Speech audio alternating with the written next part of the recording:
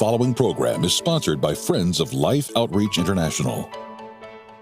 So for me, I've learned to kind of live in a cycle of grief, lament, hurt, sadness, and also hope and joy and trust and faith. And hope, hope is not a fixed point you reach. That's not a thing. Hope is the living force that propels us forward. Catherine Wolfe shares how she found the most valuable treasures in the darkest of times.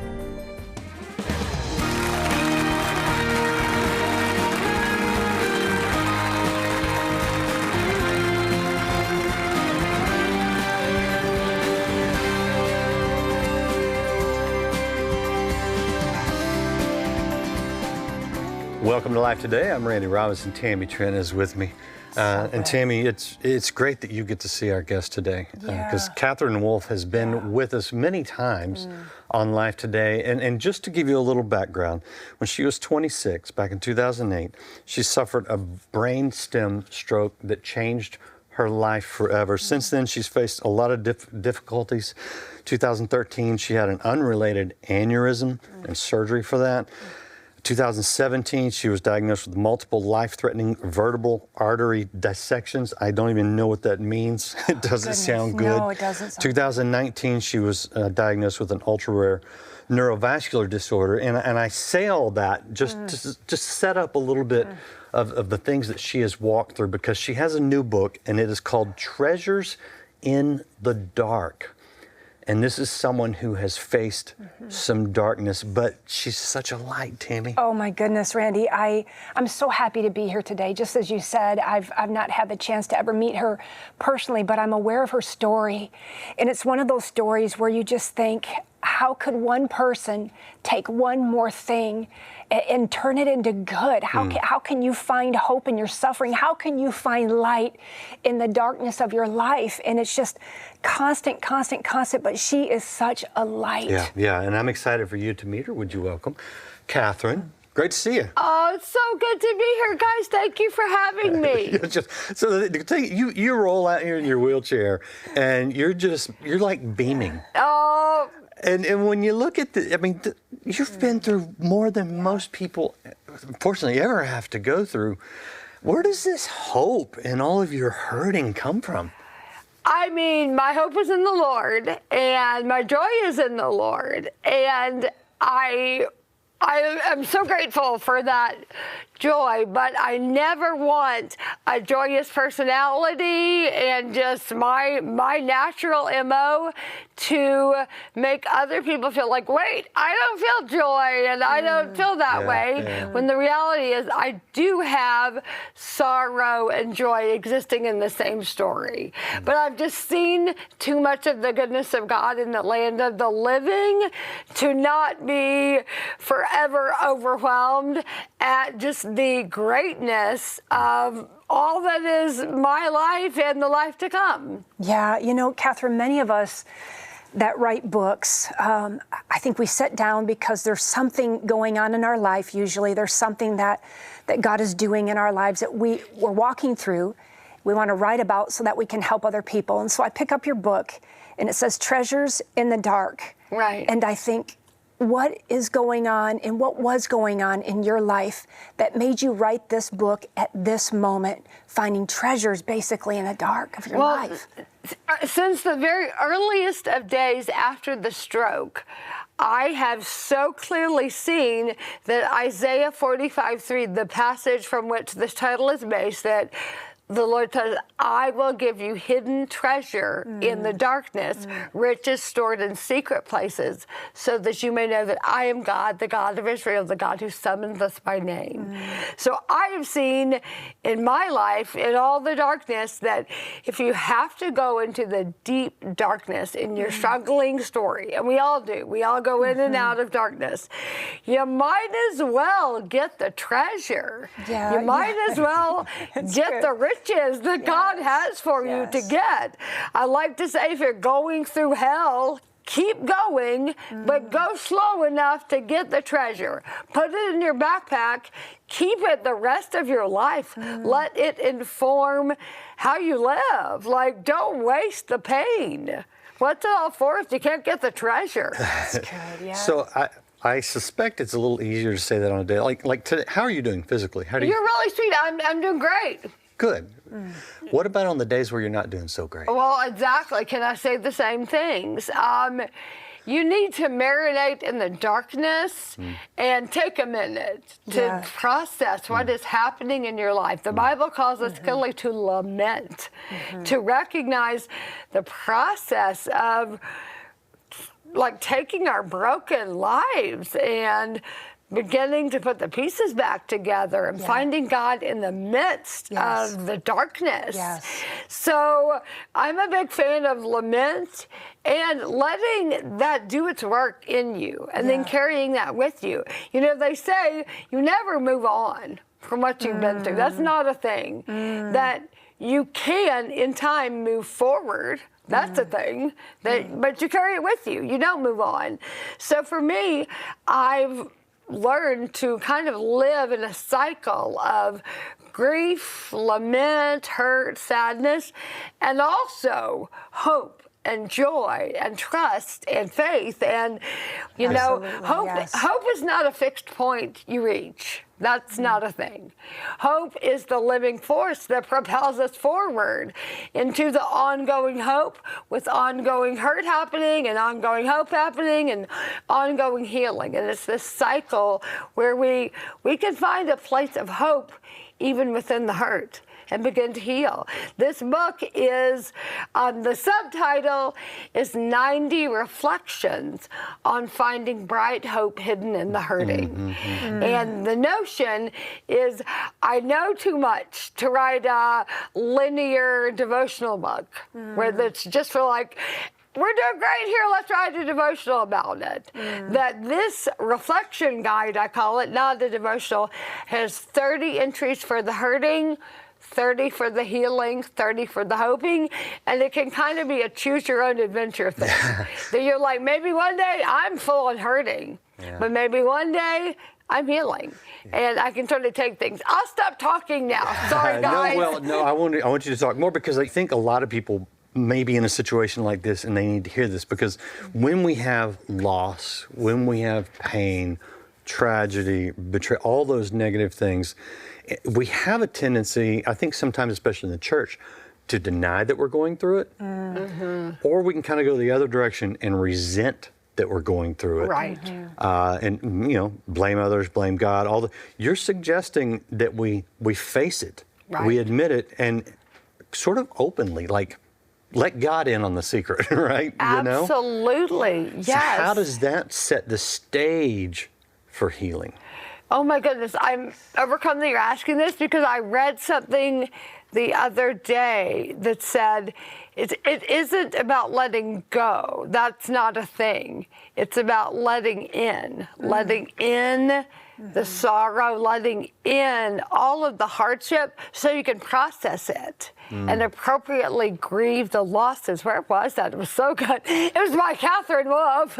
Just kidding. I would love to take credit for it, that letting go isn't real either, any more than moving on is. Those aren't real. That it's about processing, and then you can move forward. That in order to not stay there, you must start there. And that's, I think, the key is begin to feel and wrestle. God, did you make a mistake with my life where you turned around and missed out that my life is blown up and all the specifics are in this story that I never wanted, including never driving a car again, never walking on my own, living with a paralyzed face, and 10,000 other things.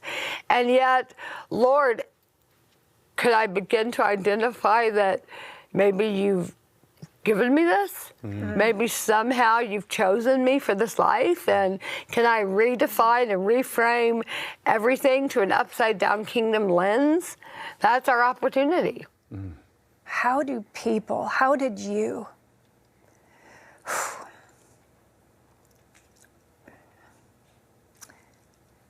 I just look at you and your life speaks for itself. You are an inspiration to so many people. Can I just say that I hate that you've had to suffer so much. I wish life were different for you. I wish life were different for me. Yeah. I wish life were different for the person watching today that is just overwhelmed and struggling and trying to find treasures in your own dark season. But Catherine, I wonder, like, the questions when we ask, like, the what ifs. Right. You talk about that, and it means a lot to me because I believe you. In order for us to find healing, we've got to start first. Like, I had to set healing aside for a second. That'll come. I know that it's there. I believe that it's there, but I've got to process what I've lost. I've got to process the grief. I've got to process all the unknowns, and I've got to go through that. And like Randy said, allow myself to go through this with my community, with my family, with counseling, through pastors, whatever I need. I've got to find a way to navigate through this. Healing is waiting for me on the other side. But even through that journey, as we go through that, trying to process through that, I think all of us have stopped and have said before, what if? Right. What if this could have been different? And why did God allow this to happen in my life? Right. How do you speak to that? Oh gosh, I mean, you have no idea how much that has haunted me. I have a pinnacle what if story that I've only started sharing recently. It's in this new book. I haven't really talked about it before because I never wanted to shame the doctors that might read this book and know the story, but for some reason I'm like, nobody knows what hospital, nobody knows specifics, but when I was 19 years old, I went to the doctor because I started getting dizzy, and they diagnosed me incorrectly without making eye contact and sliding a prescription across the table to me with vertigo medication. And 7 years later, when my brain exploded, they knew it wasn't that. They knew that had I been given an MRI as a 19-year-old, they would have seen the mass on my brain and that it would need to be removed. And then a whole nother set of what ifs come in play. Would I have operated? What if I hadn't had it removed and, move forward in life with this AVM? Would I have married? Would I have had a baby? What if? I mean, we all play this terrible game of the what ifs in life. And I think all of our question must be in our tragedy is, what if God spared me from a perfect life? What if God spared me from having no knowledge of what it means to suffer this way while on earth? That's a pretty crazy, provocative what if question, but I think it bears asking. Is what if all of this and none of this would have happened? I mean, it's crazy. Do you ever ask, after especially the first stroke, any point, the things you've gone through, you ever ask, is it possible for me, Catherine, to have a good life? Oh gosh, yes. But you know what's so crazy? I've kind of done a deep dive into the whole notion of the good life. First of all, the good life, for instance, the word good and the notion of Psalm 84:11, like no good thing does he withhold from those walking uprightly with him. How can that be true when our lives have been ravaged? How can good things only be here? God withholds no good thing. Well, perhaps it's because, as a theologian from the 1600s, Sir Richard Baker says, it's because the good things are not things at all. The good things of God are peace of conscience, joy in the Holy Spirit, the fruition of his presence in this life, and the assurance of his face in the next.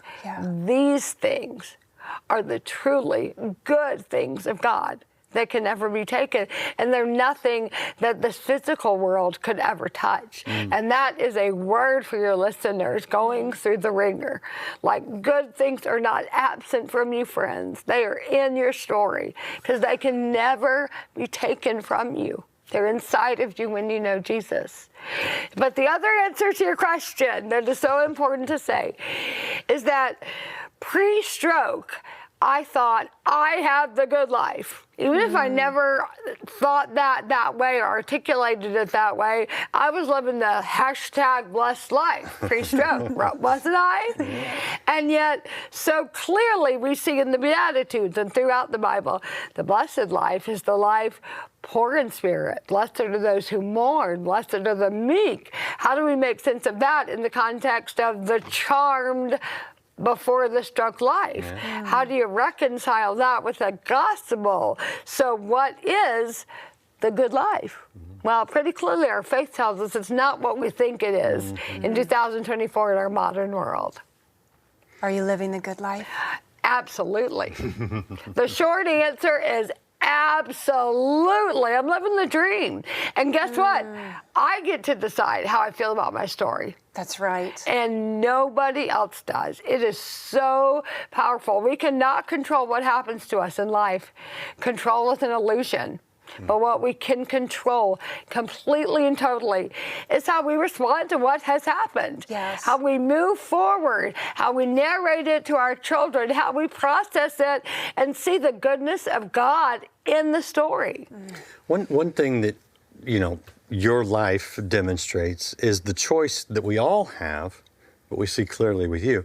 We can focus on what we can't do, or we can focus on what we can do. Of course. What difference has it made for you to focus more on what you can do than on the things you can't? 100%. I'm not crying about what I can't do. I can't do a whole lot. And I have a hand that doesn't work. I mean, I don't drive a car. I'm deaf in one ear. I have a lot I can't do. But the list is way too long of all the amazing things that I can do.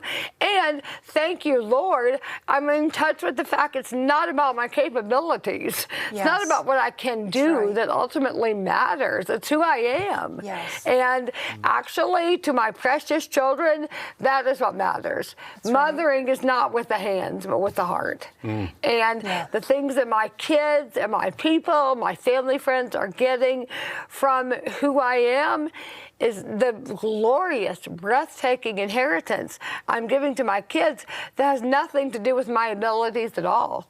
I think also, Randy, a follow-up question to that I had to ask myself as well, and I'm sure, Catherine, you have as well, and maybe any of us that can be in those places of just like suffering and just what do I do with this? And I think I've had to ask myself many times also, what do I have? Rather than what don't I have? And even like your life, Catherine, you could probably list all the things that you don't have, but if you focus on that, we will miss right now in this moment what you do have in your life. And to focus on that, God has given you this life. You have your children, you get to mother them and love them. They get to have their mama. You're married, you get to have your husband, he gets to have you. There's so much that you've lost, but there's so much that you still have. So our focus should be on that.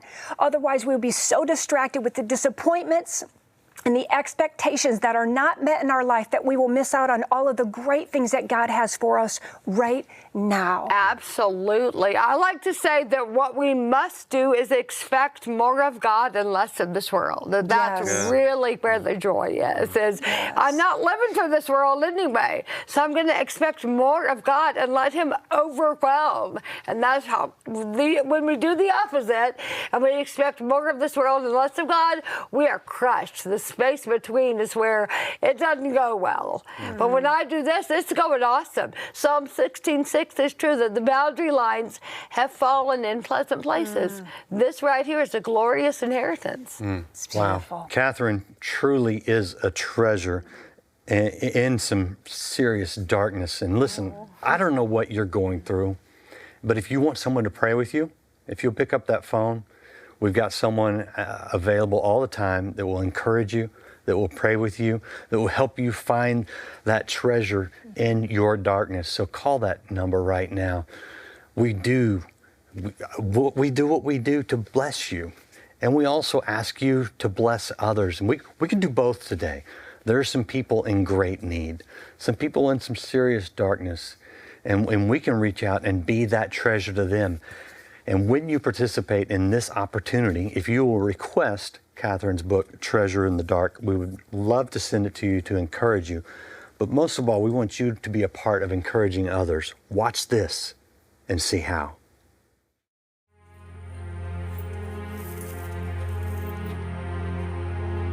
For the people of Liberia, each day is a struggle due to the lack of clean drinking water. With limited options, the people are forced to drink water that can bring illness or even death. Yet, there is no other choice but to drink it and live, or sometimes die with the outcome.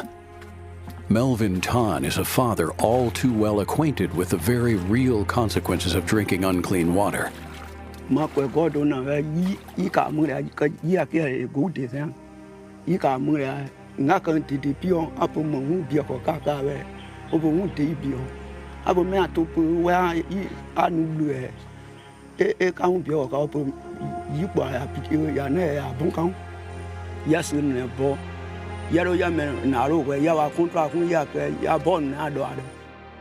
Being here in Liberia and listening to Melvin's story, and he had dreams and hopes for his son.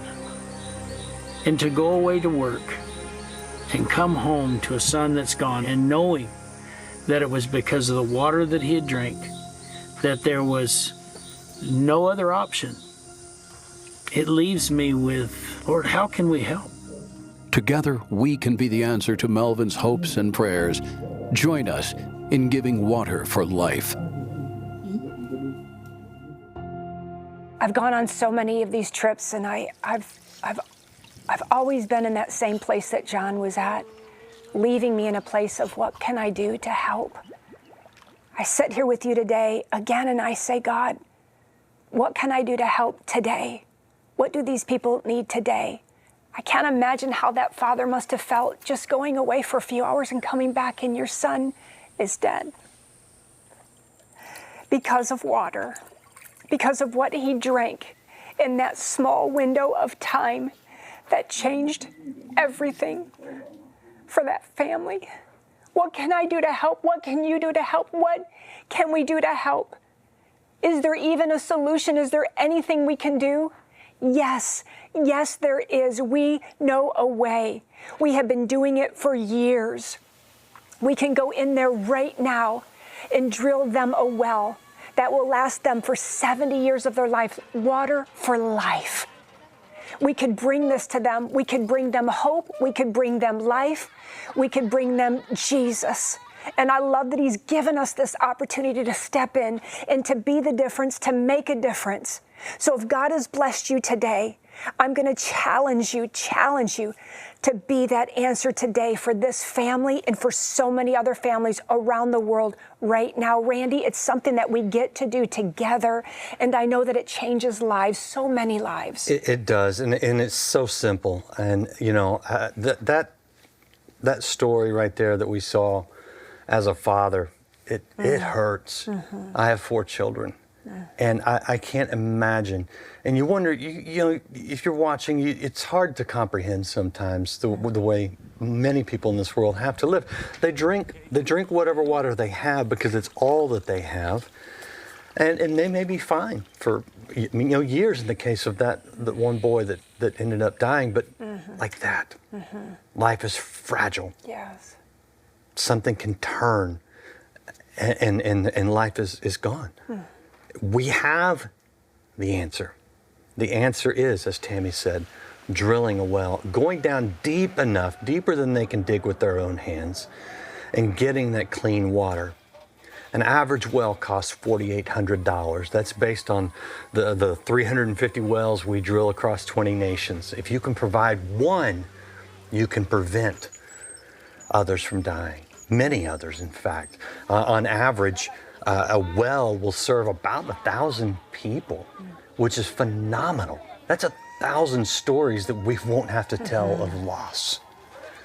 Many of you can give $144 that will provide clean drinking water for 30 people for basically a lifetime, on average 70 years.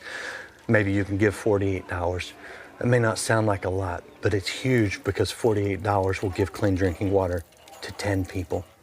I only wish that we could have given that man's son clean drinking water before it was too late. There are many others that need us to do something now. Will you go online, go to the phone, make the best gift you can. Let's tell a story of life, no more stories of death. Every day, thousands of lives are lost to waterborne disease, and nearly half of those are children under the age of 5. Through Mission Water for Life, you can give mothers hope and children a future as we provide clean, life-giving water for thousands of children and their families before it's too late. With your gift today, you can help drill and establish 350 water wells this year. Your gift of $24 will help provide clean water for 5 children. A gift of $48 will help provide for 10. And $144 will help provide life-giving water for 30 people for a lifetime. With a gift of any amount, we'll send you Dr. Don Colbert's new book, Spiritual Health Zone. Discover the key to living in divine health as you find a roadmap to adding joy, peace, and years to your life. With your gift of $100 or more, you may request the He Restores My Soul candle set. This decorative candle and match set will inspire you to remember the restoring presence of Jesus, the true light of the world. Finally, please consider a gift of $1,200 to help provide water for 250 people, or a gift of $4,800 to help sponsor a complete well and request our new bronze sculpture, Lion of Judah, inspired by Revelation 5:5. Please call, write, or make your gift online today. You really can make a difference. You can make such an impact in someone's life. You can be the treasure in their dark, to borrow the title of Catherine's book. And if you request this today, when you go online, go to the phone, make the best gift you can. We would love to send it to you. What a blessing, Tammy. Yeah, it's a total blessing. I believe this book will really help a lot of people, Randy. It, not just through Catherine, but the Lord will help you uncover some great treasures in your life where you just feel so dark and you don't know how to get out. Let us help you. Let the Lord help you with that, Catherine. I love you. I adore you. Thank I'm standing you. with you, my Love sister you in too. Christ. Thank you so much Amen. for being here today and for pouring your life out into so many people. Just so love you. You What a inspire me. blessing. Yes. I'm so honored to be here. Thank y'all for having me. We're so glad, and thank you for being with us, and we'll see you next time on Life Today.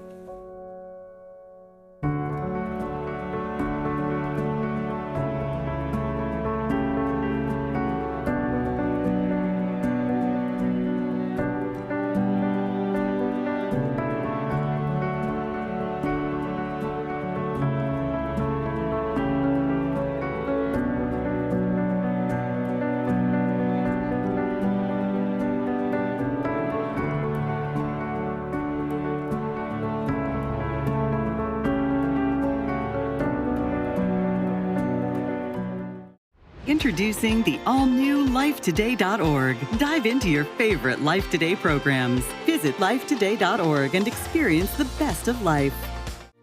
Life Today is made possible by the supporters of Life Outreach International. Your gift will be used exclusively for the exempt purposes of life. The ministry features specific outreaches as examples of the programs it supports and conducts. Gifts are considered to be without restriction as to use unless explicitly stipulated by the donor. The ministry is a member of the ECFA.